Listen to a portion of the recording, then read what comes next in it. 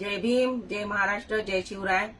सर्व मतदार बंधू आणि भगिनींना मुंबईच्या मी अपील करण्यासाठी, विनंती करण्यासाठी आपल्या समोर आलेली आहे. आम्हाला जरी तिकीट दिले नसले तरी आमचे 12 उमेदवार हे मैत्रीपूर्ण लढत लढत आहेत. तर सर्व मतदार बंधूंना मी आव्हान करते की खूप वर्षांनी ही संधी आलेली आहे. बाबासाहेबांनी आपल्याला मतदानाचा हक्क दिलेला आहे, तो आपल्याला बजावायचा आहे आणि वन वोट वन व्हॅल्यूची आपल्याला किंमत ठेवायची आहे. तर यावेळेला आपल्याला परिवर्तन घडवायचं आहे. भ्रष्टाचार जे महानगरपालिकेमध्ये चालला होता तो दूर करून नवीन लोकांना संधी द्यायची आहे.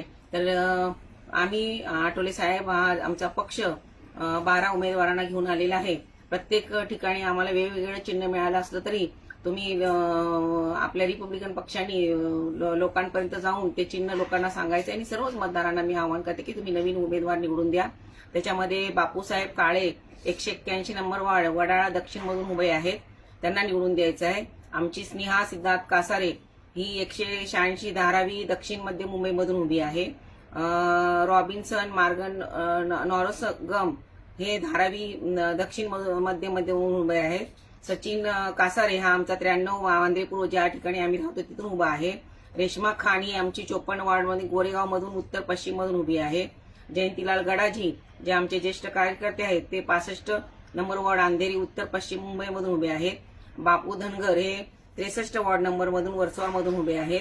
त्यानंतर अनुसया नवगिरे हे 39 वार्ड नंबर दिंडोशी मधून उभी आहे.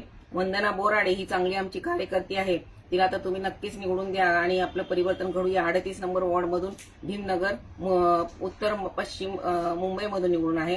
नंतर यशोदा कोंडे हे तिचा नवरा तर अगदी युवकांचा कार्यकर्ता आहे आणि वातावरण देखील चांगलं आहे तिथे, तर तिला आपण निवडून 28 नंबर वॉर्ड कांदिवली पूर्व उत्तर मुंबईमधून उभे आहे.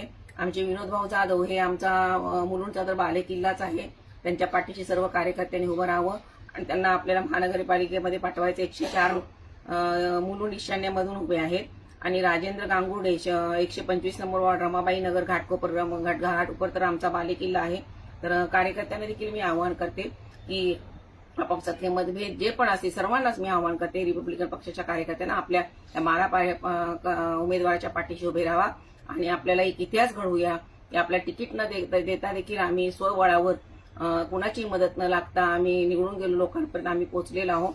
तर आपण एक इतिहास घडवूया आणि नक्कीच मला विश्वास वाटतो की मतदार बंधू यावेळेला रिपब्लिकन पक्षाचा विचार करतील आणि त्यांना निवडून महानगरपालिकेत पाठवतील. जय भीम, जय महाराष्ट्र.